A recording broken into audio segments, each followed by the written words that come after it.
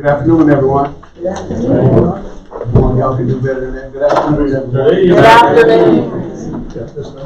I'd like to call Sumter County Council regular meeting for Tuesday, November 28th to order. Let us all please stand for the invocation and please remain standing for the pledge of allegiance. Ms. B, please for us. Okay.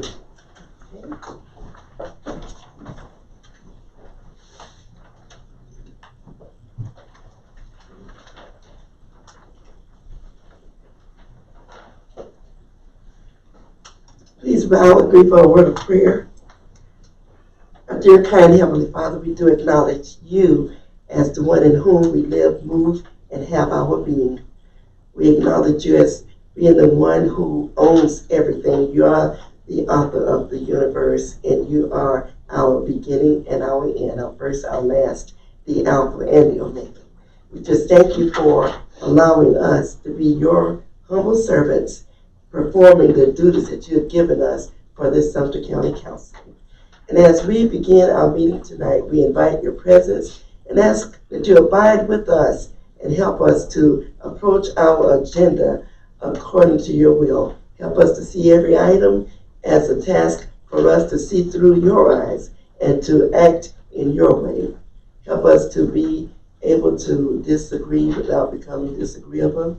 And whenever we do, we ask that you give us forgiving hearts and loving kindness in our words and gentle with each other. And we just ask your blessings upon everyone under the sound of our voice. We thank you for the community members who saw fit to come and see local government in action. Help them to be able to see and gain the knowledge that they have come for, and that they will be appeasing, that everything will be appeasing to them. And we just thank you for allowing us to serve, and ask that you continue to empower us to serve and do your will. These and all blessings we thank and ask in your name. Amen. Amen. This evening we'll be led in the Pledge of Allegiance by U.S. Army veteran William Sanders, who fought for our country in Vietnam from 1968 to 1970. He retired from the Army Reserves after serving 30 years of honorable service, 1970 to 2001. He is also a retired Sumter County Magistrate Court judge. He currently lives in County Council District 1. Thank you for your service, sir. Please join me in the Pledge of Allegiance. I pledge allegiance to the flag of the United States of America and to the republic for which it stands, one nation, under God, indivisible, with liberty and justice for all.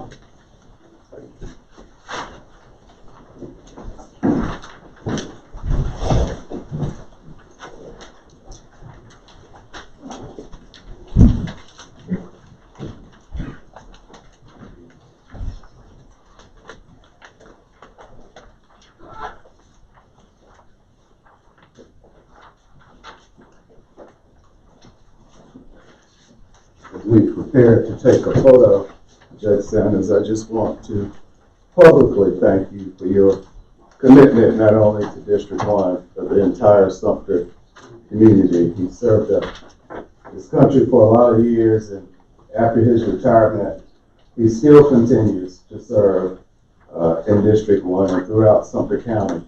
Some days you may see him picking up trash. Some days you may see him taking elderly citizens to the grocery store. He's just a gem, not only for Sumter County Council District 1, but the entire Sumter community. Thank you very much for your service. Thank you.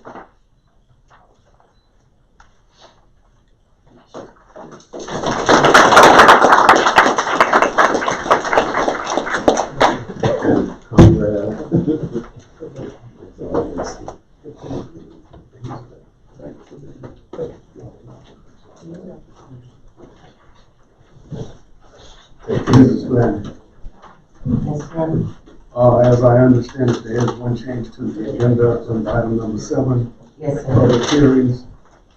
We will be not having second reading on ordinance 23-922. We will be having second readings, but we won't be having a public hearing. until third reading. That's right. Have a motion to approve the agenda with that change. It's been moved and properly seconded that we approve the agenda with that one change. All in favor, or is there any discussion? All in favor, please say aye. Aye. All opposed. Have a motion to approve the minutes from our regular meeting for Tuesday. So moved, Cal. Second. It's been moved and properly seconded that we approve the minutes from our regular meeting for Tuesday, November 14th. Any further discussion? Hearing none, all in favor, please say aye. Aye. Item number 6, land use matters. Rezoning request number 2323 Racetrack Road. Prior to second reading, council will hold a public hearing on this rezoning request. Drew.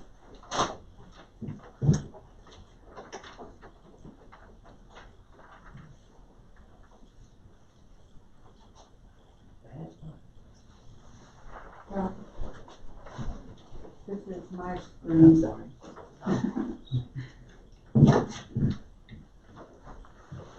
There we go. Helen Reedman for planning staff. The first request this evening is RZ 2323 Racetrack Road. The applicant is Sumter County as the property owner. The request is to rezone approximately 78.69 acres of property from agricultural conservation to heavy industrial on a racetrack road. This is the property in question that's on the south side of Racetrack Road at the intersection of Racetrack Road and the rail lines. It is just east of 521. This is a property as it is today. It's currently undeveloped. It's an agricultural production. There are no developments on the land. It is of agricultural conservation, as is everything to the east, the west, and the south. Property to the north is zoned heavy industrial, and immediately to the north of this site is the Nova Molecular Plant. This property is commonly referred to as the Gibbs Rail Site. It was acquired by Sumter County in August of this year following a 2-year purchase option. It has approximately 3/4 of a mile of frontage on the CSX rail line, and it lays across Racetrack Road from the Pocatello East site, where, as I said, Nova Molecular Technologies is currently located. The remainder of the Pocatello East site is approximately 128 acres, and it is all zone heavy industrial. There are approximately 4 single-family residential dwellings immediately adjacent to the western boundary of the subject property. It should be noted that due diligence activities are currently underway on the property, which include wetlands delineation, geotechnical assessments, phase 1 environmental, cultural resources surveys, and an endangered species review. Upon completion of that due diligence, the property would be listed as a designated palmetto site, a category of industrial site that is designated as having a particular characteristics ideal for industrial prospects, and it's managed by guidelines developed by the South Carolina Department of Commerce. When we look at rezoning requests, we look at what the comprehensive land use plan designation is. In this particular instance, the property is designated as being in a priority economic development future land use designation. This designation offers protection to the existing industrial parks and also identifies additional locations based on input from the Sumter County Development Board for future industrial development. The property is located in the Pocatello East Industrial Park, and it's adjacent to Nova Molecular and south of the Continental Tire Plant. Rezoning the property to HI District is supported by the 2040 plan. Planning Commission did recommend approval of this request. The request is supported by the 2040 land use plan. This property is the county's only publicly owned standalone rail-served greenfield property that could support heavy industrial uses.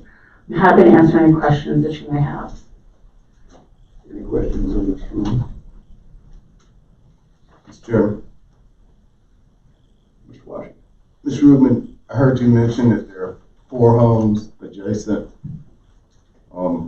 to the site. Is there any mitigation been done with those 4 home owners? So at the time of rezoning, we don't talk about mitigation. That's generally dealt with through the site development process, where we look at buffering and landscaping. Because the adjacent property is an agricultural and is not zoned residential, it wouldn't necessarily trigger a 100-foot setback. But there are requirements to put buffering between less intense uses and more intense uses in the form of landscaping and other sorts of separations. Conceivably, depending on the size and scale of the particular user of the future site, should it be successfully rezoned, there could be a trigger for a traffic impact study requirement, which would look at any mitigation to the existing roadway or to the access point on 521 or Boulevard Road where it connects to the east. We would look at environmental issues in terms of wetlands locations. We would look at any development of floodplain because of this site. The area that you see down at the bottom of the property that looks like it's dark green wooded, that's actually a special flood hazard area, so it's highly likely that that will remain undeveloped and undisturbed simply because it's easier not to mess with it when you've got more land to work with. But all of those development issues do get addressed at the site plan review process. They don't generally get addressed at the time of rezoning. I also heard you say that there are a number of studies still being done. There are several due diligence items that the development community does, and Mr. Schwedler may be better to speak to this, when they're looking at getting a site pre-certified for marketing purposes, because it does help pave the way for future development and to ensure that that particular site meets the requirements of the proposed future end user before they get into negotiations. I know just enough about that to be dangerous, but we do have a local professional here that can speak on behalf of that. So my last question is, has there been any attempt to meet with the community to get some feedback on if they would be amenable to this project under certain conditions, or if they're just flatly opposed to it? Any communication with the community at all? From the Planning Commission standpoint, we follow the standing process, which is when there is a public hearing for the use, which would be tonight's meeting. The property is posted. We send notifications out to the property owners within 500 feet. We field phone calls. We provide them copies of the staff report, and we encourage them to come to this particular meeting to, one, learn more about the particular request, and to, two, ask questions that they may have at time in the public hearing. Any questions that we can at the staff level answer while we're on the telephone with them, we certainly do. Ms. Rubin, thank you for that answer, but my question specifically was, has there been a meeting with the community directly to get input from them? I'm not talking about a public hearing here. I'm not talking about phone calls. Has there been a public meeting with the community directly? Not through my department. There has not. Thank you, Ms. Rubin. That's all, Mr. Chairman. Anyone else? Yes, I have a question. I talked to someone from the community, and I directly told him to get in touch with you and talk with you to get more information. And I provided him with a copy of the staff report via email, Okay. and spoke with him and let him know that this evening is the public hearing, that this would be the avenue in which to better voice his concerns to council. And if he had any questions after he read the staff report, I was happy to try and answer them. Okay. But again, like Councilman Washington said, there was no other meeting before that. This was a planning commission, so it was on planning commission's agenda, but planning commission does not hold public hearings. So the public notification goes out for this meeting. Okay, all right, thank you. Any other questions or comments? Thank you, Mr. Rubin. Mr. Chairman, just as a comment to the chair, if I may, point of personal privilege. I think moving forward with projects like this, it would be advantageous to council to begin interacting with the community in an intimate fashion. And over my last 3 years on council, my observation is that is something that is missing. And it's an integral part of community and government, keeping in mind that government was established for the benefit of the people.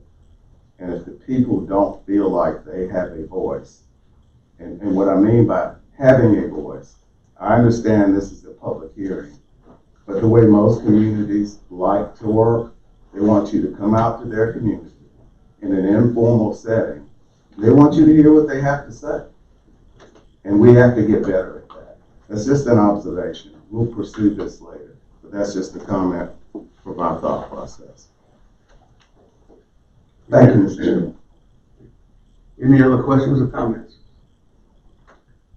I now declare the public hearing for rezoning request number 2023 Racetrack Road to be open. Anyone wishing to voice their opinions against the rezoning request, please come to the podium, state your name for the record. Yeah, I go first.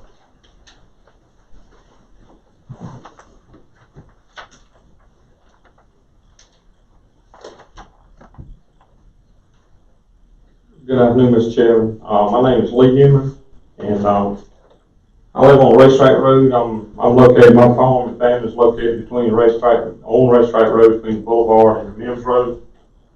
Thank you for allowing me to speak to you this evening. Like I said, that's where my home's located. I'm like Robert Bad, I want to tell you, I'm a follower of Christ, and I'm a strong believer in his teachings. My goal is to make you aware of my farm and how it impacts our community there. I'd like to make you aware of some changes that we're facing now and in the future. This farm started, briefly about the farm, it started 2 generations ago by my Uncle John Knox Newman. My father, Lou Newman, after the return of a World War II, purchased his uncle's farm and married and raised 7 children there. In 1981, after graduating from high school, I returned to the farm along my father's side and worked along his side farming until his death in 2004. He was 86 years old. I'm married. This is my wife Tina here tonight. We raised 3 daughters out there on the farm, 2 of which are involved on the farm, and I have 2 son-in-laws that's in that farm operation also. Briefly, what we do out there, we raise about 1,000 acres of corn, which is sold to Pilgrim's Pride. As, of course, you know what Pilgrim's does. It goes into the poultry side, which feeds about 16,000 people off our farm a year out there. We raise 900 acres of soybeans, which goes up to ADM Kershaw, which is shipped back to purchase by Pilgrims, which is consumed in poultry, which also feeds people here in the community.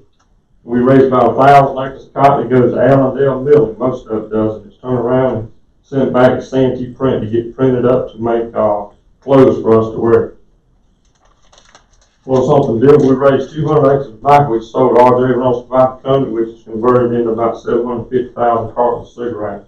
We own and manage 12 turkey houses out there to raise approximately 365,000 birds a year, which produces about 16 million pounds of meat, turkey meat, for us to eat.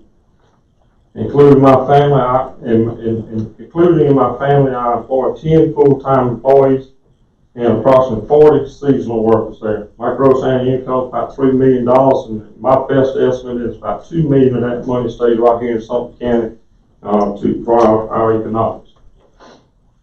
If the weather permits, in about a couple of days or a week, I may finish my 42nd year out there on Racetrack Road. Over the last several years, my farm footprint has lost approximately 480 acres of highly productive farmland to development. For us to work and live together in the community, we should have mutual respect for each other. We should, like this gentleman was speaking earlier, we need to have more communication.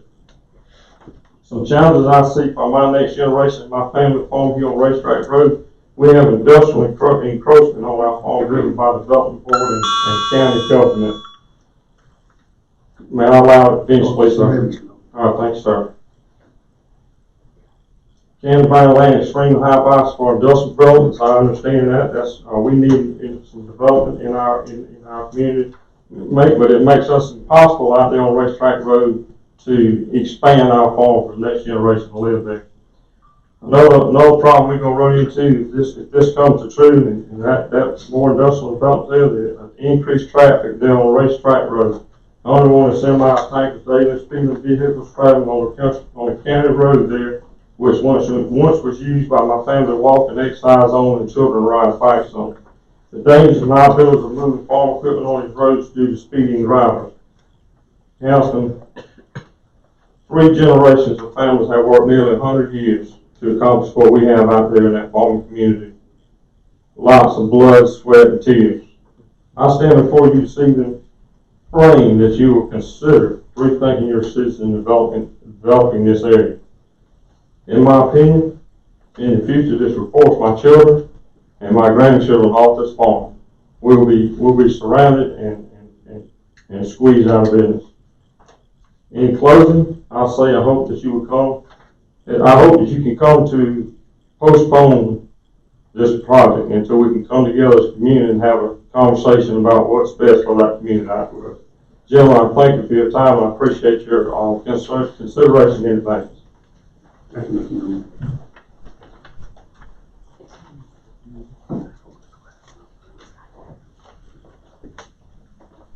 Good evening. My name is Marie Thompson, and I am one of the homeowners that this will adjoin my property. The first thing I would like to present to you tonight is 9 days ago I started a petition for the people in the area. I would like to present it to you. We have 424 signatures. 351 are from Sumter County voters. 73 are from our agricultural business partners that are local to this area. I have this here. As a homeowner who's adjoining the property, I have an issue with or would like to bring up that the Planning Commission has not completed their due diligence that would support this request. As stated in their report presented to the council, they have not completed a wetlands delineation, a geotechnical assessment, a phase 1 environmental site assessment, a cultural resource identification survey, nor an endangered species review. They have not completed any studies that would show that this land is safe to be used for heavy industrial purposes. They have no research to show that the rezoning would not negatively impact or possibly endanger the surrounding area. Their request claims that the land is not currently developed. However, the land is currently being used for a designated purpose, agriculture. The land is developed and contributes to what makes Sumter achieve crop sales of greater than $130 million, as noted on the Planning Commission's website. On the planning stage zoning definition webpage, it states that once a site is developed, it is nearly impossible and not economically feasible to return to agricultural use. That statement should alert everyone to the gravity of this decision. The rezoning request has serious permanent consequences not only for the identified acreage, but for the surrounding community. Around this property, there is a floodplain as identified by FEMA, wetlands, residential homes, and one of the largest farm producers for Sumter County. Each of these would be greatly impacted should a heavy industry move in. Yet there has been no research completed to demonstrate this change would be safe for everyone. The lack of due diligence should be enough to deny the rezoning request. While we encourage economic development, it should never be prioritized over the safety of the citizens. There are multiple vacant industrial properties across Sumter. A few are Diebold, Custom Fibers, Exide, and there are multiple vacant industrial properties that are available. One to include the $8 million Pocatello building that is still sitting vacant. I would urge the commission to push for the development of these eyesore properties across our county before taking away 76.6 acres of resources from our community. There are many benefits to utilizing existing properties. It would relieve taxpayer burdens of establishing public utilities. It would bring jobs closer to established residential areas, making them more accessible to public transportation. It would make those properties safer for the surrounding areas, and there are multiple studies that would show that vacant industry sites greatly increase crime in the communities. So that is my petition to you, is to please take that into consideration. That we have properties that vote against this. We use well water. Our water runs off of the land out there, and if there were any leaks or anything like that from any of these sites, then it would directly impact our family, our children, our crops. I have farm animals that would directly impact them as well, so please keep that in mind. And I would like for you to view this, but I'm not sure who to give this to. This is, okay. Yes, sir. Thank you very much. And thank you for your time this evening and for listening.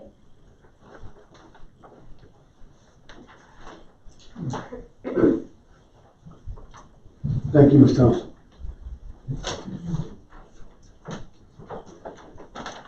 How are you? My name's Kenny Newman. I live at Brown. This was my daughter. I live right down Bertha Circle, right around there. We have what they call the Big Branch. It's a stream that's been running through there for years. It drains all the boulevard, all the Mims Road, everything comes through that swamp. And I've got a copy of the latest wetlands, that's put out from your site. And it covers a lot of that area. I too am worried about pollutants. We have well water. My well is only, I think it's 23 feet deep. It's good water, but it wouldn't take long for stuff to go in there, and everything's going to go toward that swamp and come toward us. It's going to. That's just the nature of the land. Everything drains that way. But my question too is, if you I would like you to defer this to at least we get the study redone to find out what impact it does. I know behind my house, right in that area, we have owls, we have raccoons, we have animals, farm animals, I mean the little animals all over there. And you're steady pushing them out. You know what I mean? And sir, what you said was right on the money. I've been asking. And I was the one that talked to Mr. Baker and was directed to her, Miss Rodney, I appreciate it, and she forwarded me this, the petition. And that's all the information I got. So I didn't know who to ask, I don't know where to go. I don't do this for a living, I'm a maintenance guy, and work long hours, but I had nowhere to reach out to anybody to talk to. And I'm with you, if you would have come in our neighborhood, talk, let's look at everything. And then we could come to a conclusion that we all can live with. But now this is getting more or less shoved down our throats, and we don't have a choice. We don't have nobody to turn to except y'all. And I appreciate each and every one of y'all, and I would like for y'all to consider to defer it and to, or rather it just go away, because we need the agriculture property to keep going.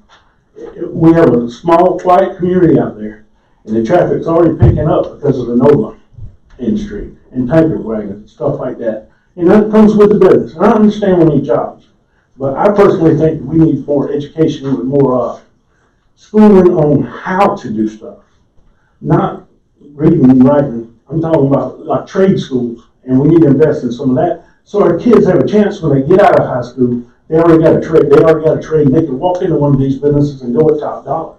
But right now, they don't know what to do. You know what I'm saying? But okay, I appreciate y'all's time. Now, y'all please consider this. Thank you.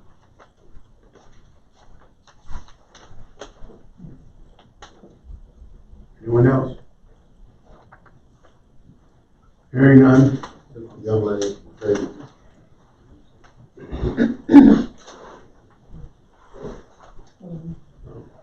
My name is Barbara Hill, and the property that we're here tonight for joins my property. It's in front. We live property, the railroad track, the property, and then here's our property.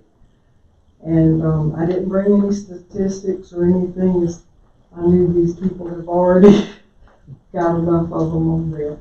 But I do wish and hope that this can be put off until everything has been considered, all the tests have been in. Like I said, whatever side of Racetrack Road where the Nova Molecular is, I understand all that was deemed heavy industrial. That was a good 100 and something acres of agricultural land that we've lost. I know the Newmans have farmed for years. I've known them for a lifetime, and they are very strong in the community as far as farming.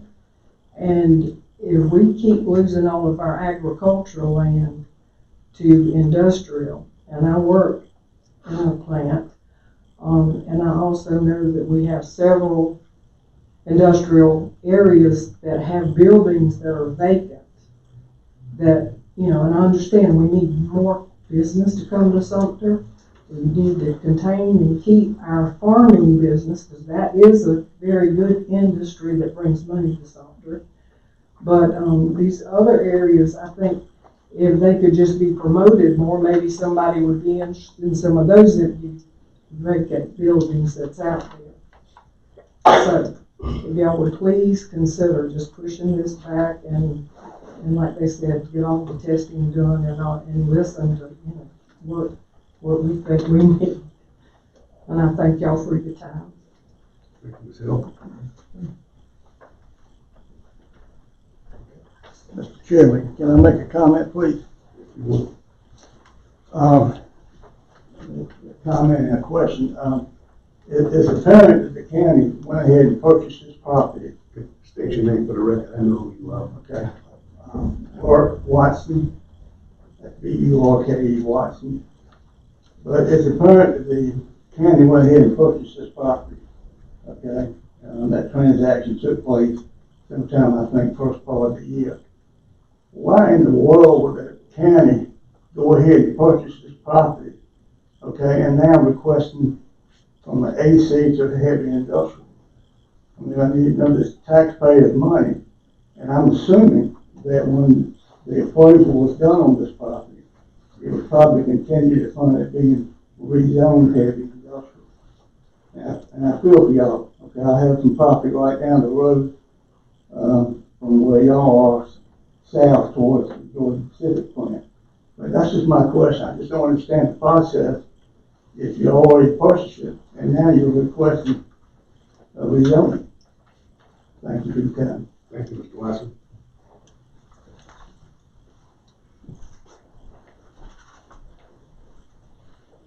Good afternoon, Mr. Chairman. I'm Marion Huggins. I'm from the eastern end of Sumter County farm, run a family farm there. Had no intention of speaking tonight, but from a personal standpoint, I was going to mention exactly what this gentleman just mentioned. Why would the county be involved in real estate purchases prior to? That just doesn't seem right. However, that was a personal thing and he took care of it. But I'm also the president of Sumter County Farm Bureau, and we have approximately 2,100, 2,200 members that vote in this county, and we've got 406 farmer members in this county that also vote in this county. And needless to say, we caught wind of it a week or so ago, and it's not suiting well here or at the state level. And I would ask that you at least postpone this until we get some of this other legalities taking place resolved. Thank you. Thank you, Mr. Huggins.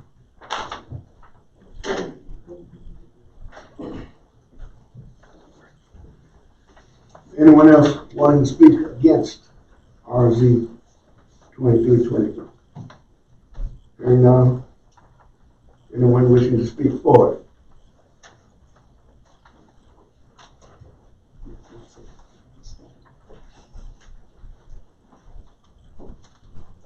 Mr. Chairman, good evening, members of the audience. I know I have a target on my back, so please don't fire away.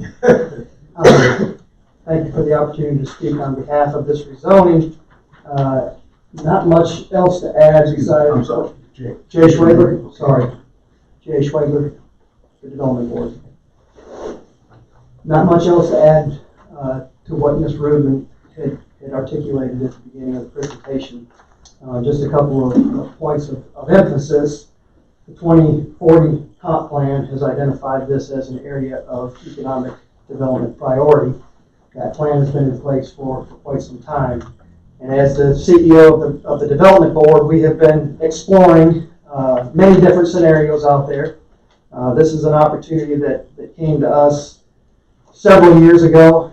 The option was taken in 2020, I believe, Mr. Nixon, and executed at the end of August of this year. It was a 2-year option, I believe. The 3-year option expiration was August of 23. There is a host of due diligence being done at this time, which includes the wetland delineation, which is an important part of any development plan. The other piece of it, aside from the endangered species and the archaeological and the soils and everything else that goes with that due diligence, which is very comprehensive, is the master development plan. That will be at the end of the due diligence phase, the due diligence process, and it will be a public document. It is only a schematic of what potentially could occur there as a result of all of the due diligence. So there is no determined development plan in place at this point. We're going through those steps, and I encourage you to consider this rezoning request as a favorable approval.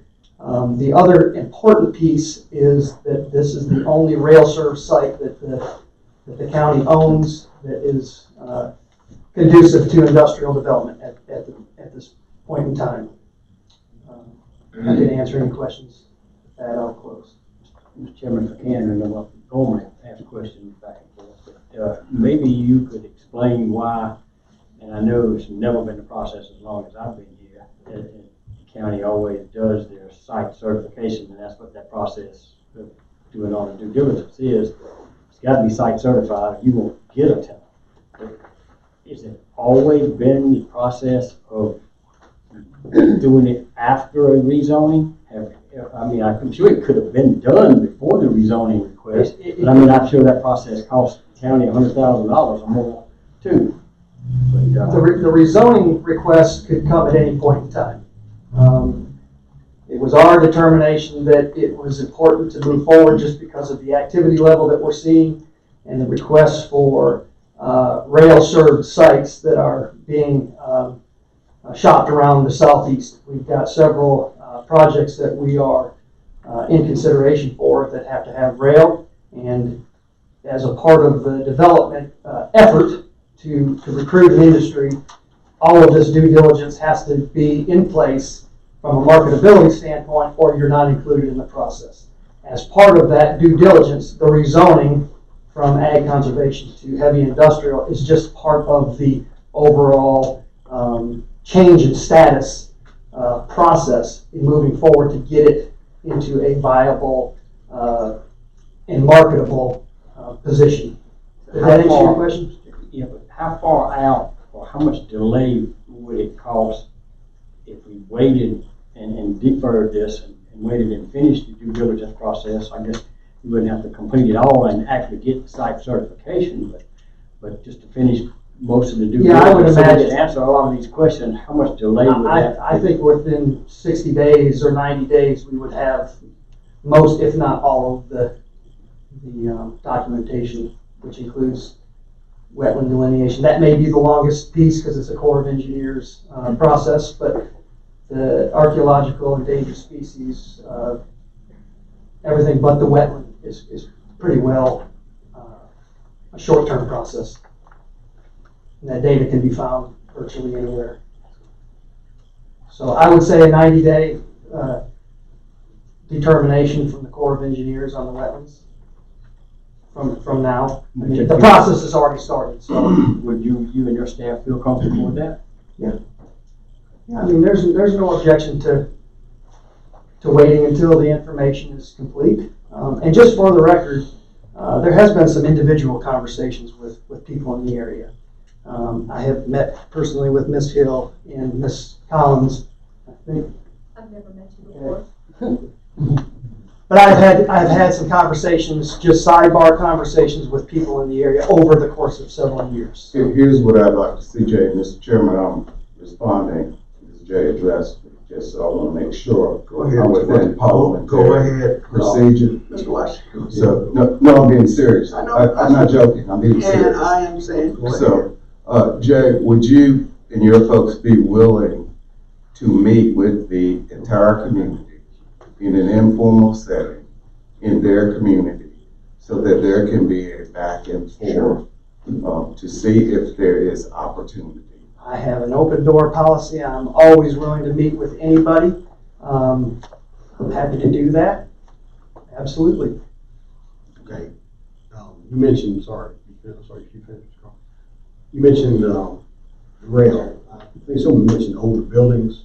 I'll make sure they understand you clearly. Yeah, we have marked buildings, but this doesn't work for everybody. Everybody's asking for rail. And in other buildings where I think the custom power mentioned does not have rail. So I'll make sure you clarify that question that came from the audience. Sure. Thank you, Mr. Bird. The site selection process is very complicated. Every community has dilapidated and obsolete facilities within the boundaries of their community or their jurisdiction. Those take a special type of commitment from the actual end user, and they take a special type of process to make them redevelopment ready.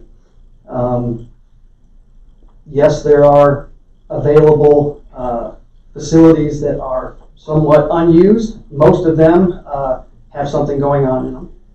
And this is a greenfield development. So the process by which we go through the site selection development process with an end user when we get an RFI, it's very explicitly states whether they want a greenfield site or a brownfield site. Brownfield being a formerly used development. So it's identified, and I would say it's probably 98% to 2% greenfield versus brownfield development.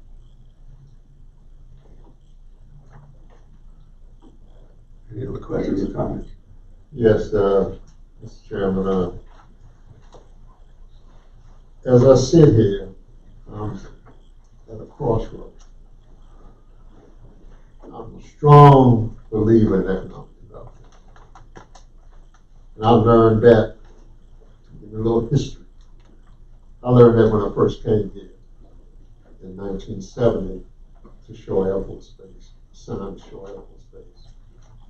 And I met a lady who I eventually married, but she told me that the people that went to Lincoln High School, which was an all-black high school there, that when they graduated, they had a diploma in one hand and a bus ticket in the other hand.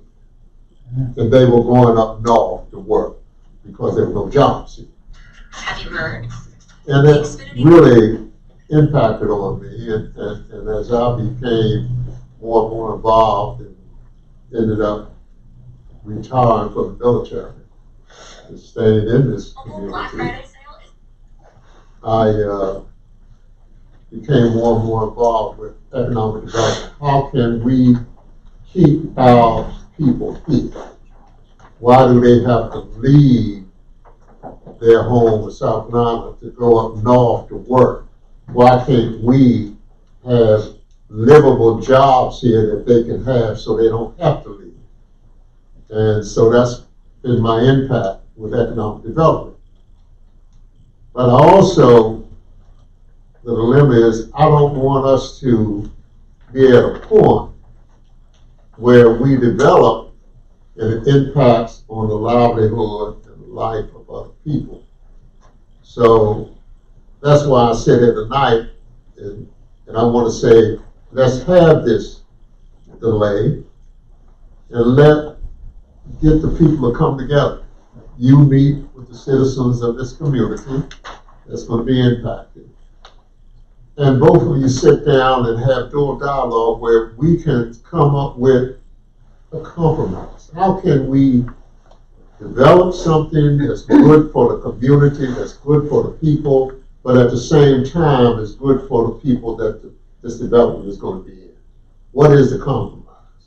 I don't know. Maybe there isn't one, but maybe there is.